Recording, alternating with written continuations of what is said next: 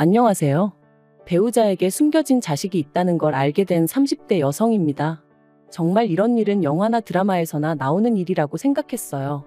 어쩌다 건너 비슷한 이야기가 들려와도 세상에 정말 그런 일이 있을 수도 있나 싶었고, 한편으론 심심한 사람들이 지어낸 헛소리라고 생각했고요.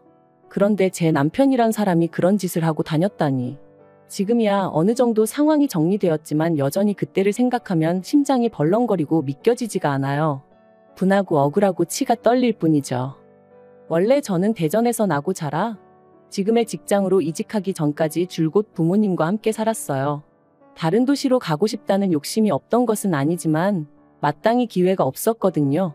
참고로 대학을 서울로 가고 싶었지만 대전에 있는 대학에 가게 되면 전액장학금을 받을 수 있다 보니 친정 형편이 넉넉치 않았던 저로선 선택의 여지가 없었답니다. 그런데 직장생활 4년 차에 가깝게 지내던 친구가 잘 다니던 회사를 때려치고 유학을 간다대요. 자기가 정말 좋아하는 게 뭔지 알고 싶다면서 누군가는 그 친구더러 배부른 소리하고 있다 했지만 저는 그런 친구가 무척 부러웠어요. 하지만 저는 유학이니 대학원이니 그런 건 생각할 수 있는 상황이 아니었기에 일단 독립부터 하자 그렇게 된 거죠. 그리고 기왕 혼자 살 거면 서울이 좋지 않겠나 싶었고, 그래서 그때부터 열심히 이직 준비해서 1년 만에 이직에 성공했어요. 하지만 서울살이는 제 생각만큼 즐겁기만 한 것은 아니었습니다. 맛집이니 분위기 좋은 카페니 하는 곳들은 나홀로 손님인 저를 반기지 않는 눈치였고, 저도 삼삼오오 모여 웃고 떠드는 사람들 속에서 혼자 있는 게 영 껄끄러웠죠. 그렇다 보니 주말이 돼도 집에만 있는 날이 많아졌고, 그렇다고 매번 대전에 내려가는 것도 웃기잖아요. 그런데 하루는 직장 선배가 그러지 말고 동호회 같은데 한번 나가보라는 거예요. 가서 사람들도 사귀고 취미생활도 만들고 일석이조라면서 말이에요. 그리고 그렇게 시작하게 된 게 영어 동호회였어요. 사실 여러 가지 동호회들이 있었는데 제가 술을 잘 못하다 보니까 선택지가 많지는 않았거든요. 그리고 거기서 지금은 전 남편이지만 아무튼 남편을 만나게 되었습니다. 미국에서 살다 왔다는 남편은 처음 동호회에 들어온 사람들이 잘 적응할 수 있게 도와주는 그런 역할을 하고 있었죠. 남편은 영어도 잘했던 데다가 주변 사람들에게 워낙 자상하다 보니 한마디로 남녀 가리지 않고 인기가 좋았어요. 그리고 워낙 이미지가 좋은 사람이다 보니 저도 지금 생각해보면 딱히 뭘 같이 한 것도 없이 남편이 좋은 사람이라고 생각하게 되었던 것 같아요. 그리고 그런 와중에 남편이 먼저 저에게 관심을 보이기 시작하니 속절없이 빠져들게 되더라고요. 심심하고 지루했던 서울 생활이었지만 남편과 보내는 시간만큼은 유일하게 숨통이 트이는 것 같았죠. 비록 남편이 사귀자고 정식으로 고백을 해오진 않았지만 저희는 어느새 연인 사이가 되어 있었습니다. 그리고 그 무렵 남편이 저에게 정말 미안하다면서 제가 동호회 활동을 그만뒀으면 좋겠다고 하더라고요. 제가 자기랑 사귀는 걸 알면 사람들 입방아에 오르내리게 될 게 뻔한데 그게 얼마나 불편하겠냐면서 말이죠. 그리고는 제가 뭐라고 이야기할 틈도 없이 남편이 말하길 어차피 동호회에 가입했던 게 영어 공부가 목적이지 않았냐면서 그건 자기가 얼마든지 따로 도와줄 수 있다는 거예요. 솔직히 뭔가 좀 억울하고 답답한 기분이었지만 어떻게 설득을 해야 할지도 모르겠더라고요. 그래서 결국 동호회 활동을 그만두게 되었죠.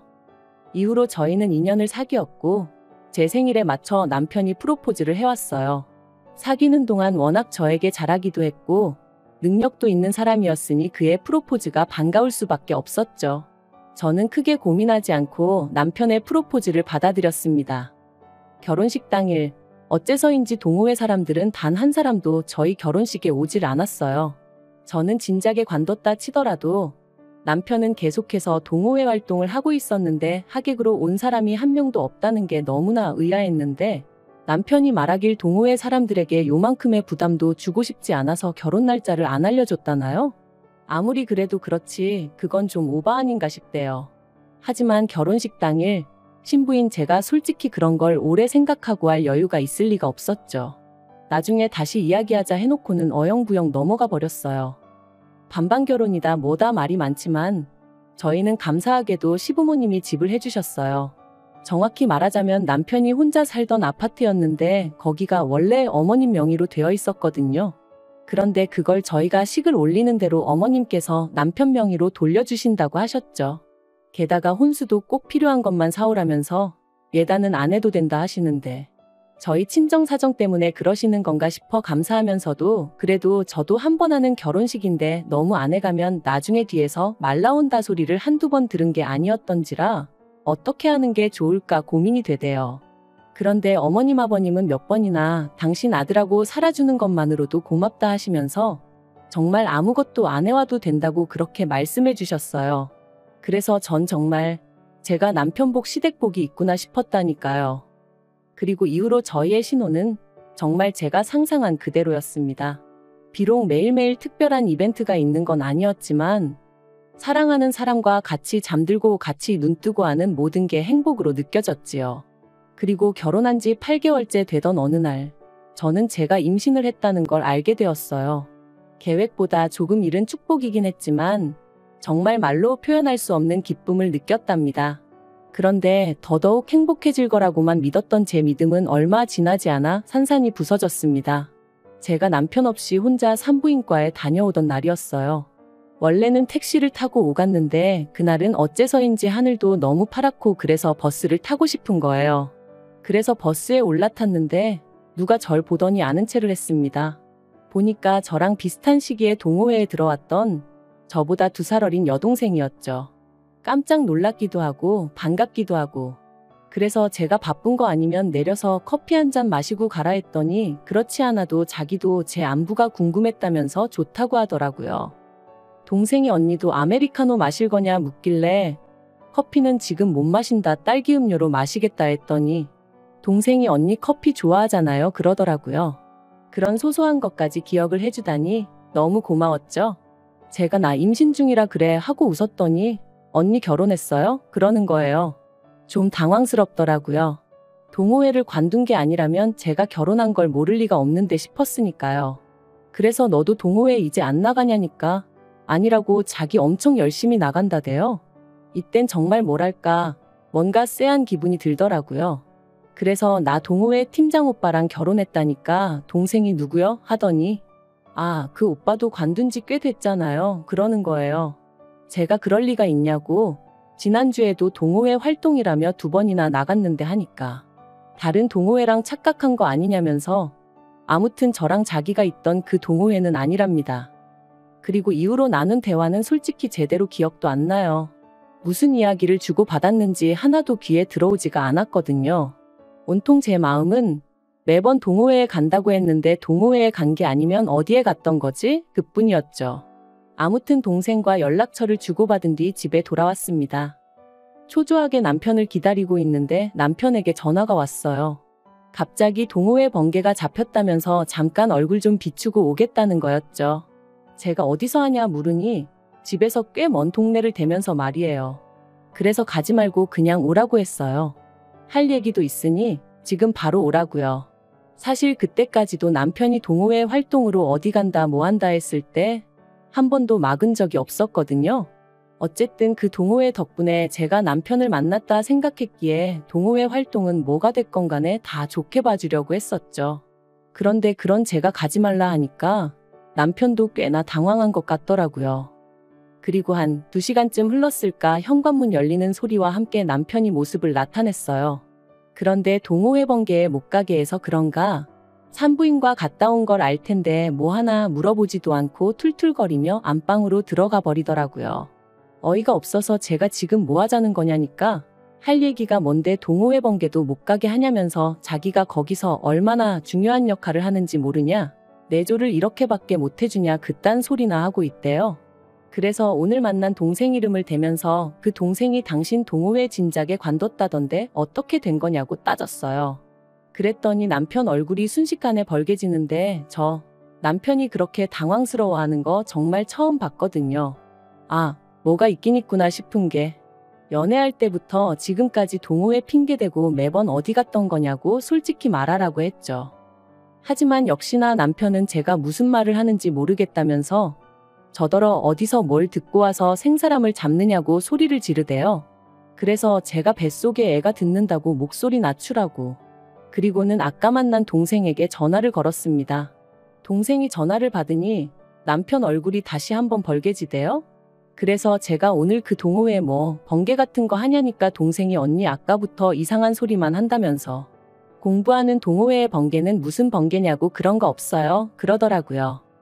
그리고 그제서야 남편이 하는 말이 실은 자기가 그냥 자유시간이 필요했다 그런데 제가 괜한 오해를 할까봐 동호회를 팔았다 미안하다 그러더라고요.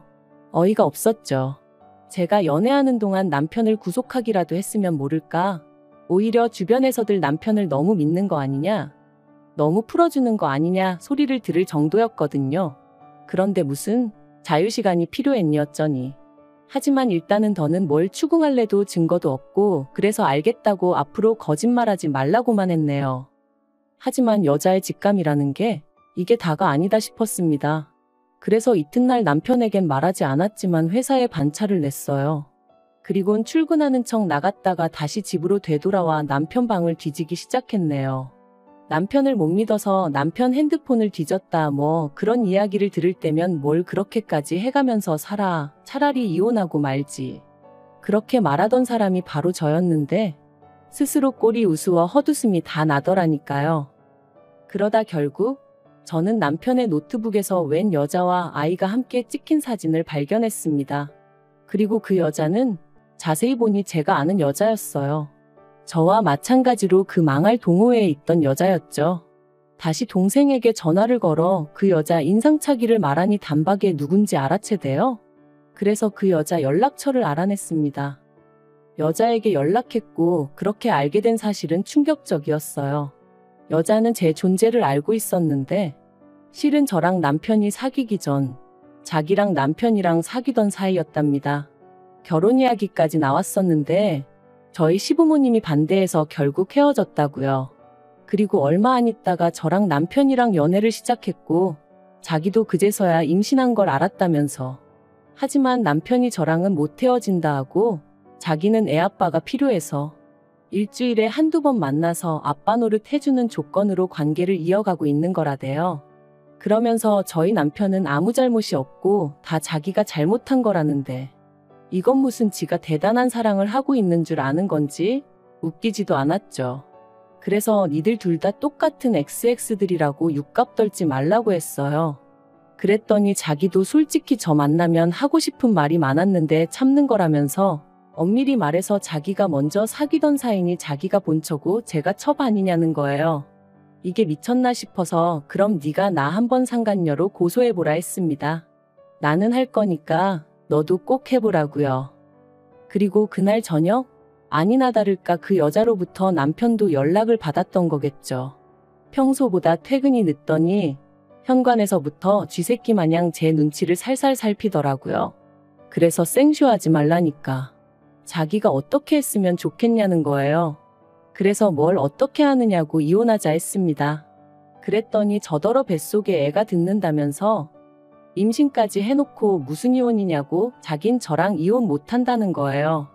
황당해서 무슨 신보냐고 물었어요. 그랬더니 자기가 절 너무 사랑한다나요? 어이가 없어서 이게 무슨 사랑이냐고 개나 줘버리라고 됐다고 했습니다. 그리고 그때 아랫배가 찌르는 듯이 아프더니 뭔가 흐르는 느낌이 나대요. 유산이었어요. 제가 유산을 하면서 남편의 이중생활까지 전부 다 양가 부모님들이 알게 되셨습니다. 당연히 난리가 났죠. 하지만 제가 정말 충격을 받은 건 시부모님이 보이신 행동 때문이었어요. 미안하다 하시면서도 이렇게 된 거 그 여자한테서 당신 핏줄은 데려와야 하지 않겠냐며 저더러 걔 엄마가 되어주라셨거든요. 그게 말이 되냐 제가 소리를 질렀어요. 멀쩡하게 지 엄마가 잘 키우고 있는 애를 왜 어머님이 데려오신다는 거며 그렇다고 한들 제가 그 애를 왜 키우느냐고요. 사실 저는 그 여자도 싫었지만 이 모든 일의 중심에는 남편이 있다고 생각했거든요. 하지만 어머님이 하시는 말씀이 당신이 집도 해줬고 원하면 차도 한 대 뽑아줄 수 있다. 바라는 건 그저 당신 아들한테 좋은 아내 되어주고 애 데려오면 좋은 엄마 되어주고 좋은 며느리까지는 바라지도 않겠다 하지만 그동안 우리 아무 문제 없이 잘 지내지 않았냐. 유산하게 된 건 정말 유감이지만 애는 또 가지면 되는 거니까 하시는데 정말 그전까지는 좋게만 보였던 어머님이 다른 사람처럼 느껴지더라니까요. 당연히 죽어도 싫다고 했고 상간녀 소송하고 이혼 소송하겠다 했어요. 그리고 제 집만 챙겨서 바로 친정부모님이 계신 곳으로 향했죠. 그리고 뭐 소송 결과는 말할 필요도 없이 제가 이겼습니다. 법적으로나 상식적으로나 제가 이기는 게 당연한 일이었죠. 그래서 상간녀로부터 3천 받았고 남편으로부터도 3천 받았습니다. 재산은 솔직히 결혼할 때부터 남편이 많이 해오기도 했고 결혼 기간이 짧다 보니 나눌 게 없었어요. 하지만 그런 걸 처음부터 생각하고 이혼을 한 건 아니었는걸요. 그저 이 사이코 같은 집구석하고 하루빨리 법적으로든 뭐로든 완전히 남남이 되고 싶었을 뿐이에요. 그런데 솔직히 웃어야 하는 건지 모르겠는데 저는 남편이랑 그 여자랑 살림을 합치지 않을까 싶었거든요. 아이도 있고 하니까. 그런데 시부모님이 그렇게만 했다간 재산은 1원 한 푼 안 주겠다 하셨던 모양이에요. 그리고 남편이 정말 그 여자한테 마음이 없긴 했던 건지 아이 찾아오려고 소송 시작했다 들었습니다. 어떻게 될런지는 모르겠지만 솔직히 그래도 엄마가 키우는 게 낫지 않나? 하긴 제가 알게 뭐예요. 지들끼리 지지고 볶든 말든 알아서 하겠죠. 비록 제 손에 6천 좀 넘는 현금이 생기긴 했지만 이혼과 유산이라는 씻을 수 없는 상처를 받았으니 조금도 위로가 되지는 않아요. 하지만 마냥 몰랐다면 몇 년이고 계속해서 바보처럼 살았겠죠. 아이도 낳았다면 아이가 있으니 더더욱 이혼은 생각하기 어려웠을 테고요. 그런 생각을 하면 그래 이렇게라도 끝났으니 다행이다 싶기도 하다니까요. 아무튼 이제 다시 누군가를 사랑할 수 있을지, 그래서 제가 한때 꿈꾸던 그런 가정을 꾸릴 수 있을지 모르겠습니다. 그저 지금은 저 하나 추스리기도 버거워서 말이죠. 시간이 약이라는데 믿고 기다려봐야겠죠. 즐겁지 않은 이야기지만 그래도 시간 내서 들어주셔서 너무 감사하고 그것만으로도 저에겐 정말 큰 위로가 됩니다.